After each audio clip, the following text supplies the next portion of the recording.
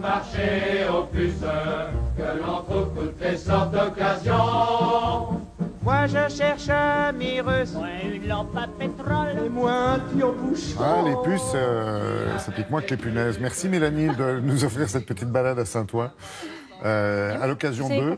On y va à l'occasion d'un événement qui s'appelle Un marchand, un artiste. Tous les ans, ça, non? Ah oui, tous les ans depuis 3 ans maintenant. Alors, c'est un événement qui se déroule sur 2 des 12 marchés des puces de Saint-Ouen, à Biron et à Dauphine. Bah alors justement, petit rappel pour ceux qui ne connaissent pas bien, Biron, c'est un marché sur lequel il y a un vrai mélange. Auparavant, il était très typé 18 et 19e, mais c'est un marché qui a superbement évolué vers le 20e, vers l'art contemporain.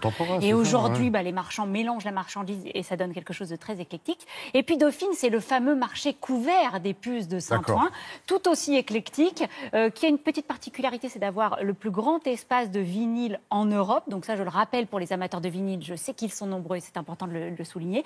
Et donc ces 2 marchés, eh bien, chaque année maintenant, depuis 3 ans, toujours à cette même période du printemps, s'associent pour organiser cet événement Un marchand, un artiste.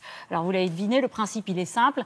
Chaque marchand invite un artiste dans son stand pendant 1 mois et demi. Alors ça peut être un artiste contemporain, un artiste d'un autre temps, qu'il soit plasticien, peu importe sa spécialité, ou alors un artisan d'art. Et vous allez voir, ça donne lieu à des mélanges assez sympathiques. Regardez.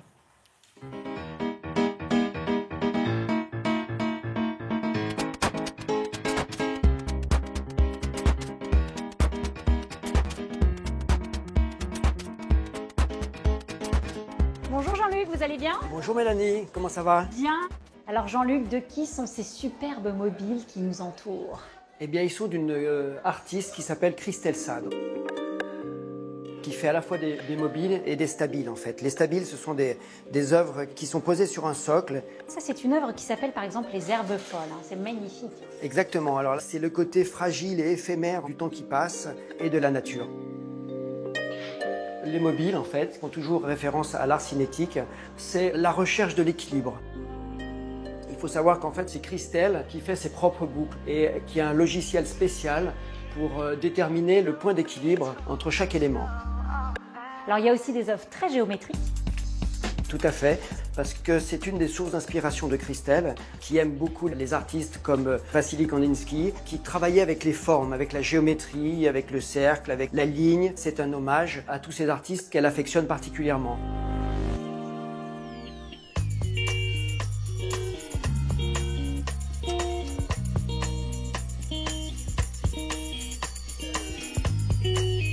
Bonjour Hugues. Bonsoir Mélanie, comment allez-vous? Alors vous, Hugues, ici, vous exposez des estampes de Fukaya Fuyuki, qui est un jeune artiste japonais qui a une 40aine d'années, qui a eu l'idée de faire se rencontrer 2 mondes complètement différents. L'estampe traditionnelle japonaise, qu'on connaît par le travail d'Okusai, et un travail qui avait été fait en 1969 exactement par John Pache, qui a créé le logo des Rolling Stones. Et alors ces œuvres-là, elles sont réalisées dans la pure tradition japonaise. On a une technique qui est un travail à partir de plaques de bois qui sont gravées à la main au ciseau à bois. Et chaque couleur a sa plaque de bois. C'est vraiment fait d'une façon très très traditionnelle. Ce sont de tout petits tirages. Actuellement, il en reste très très peu.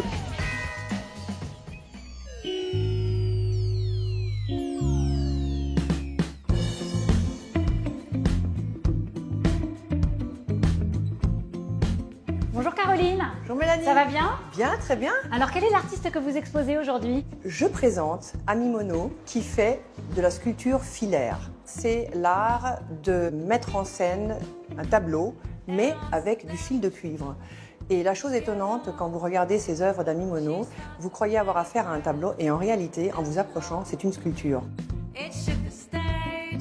Sa technique, c'est de prendre un fil de cuivre et d'essayer avec le moins de soudure possible de pouvoir réaliser un tableau avec un fil.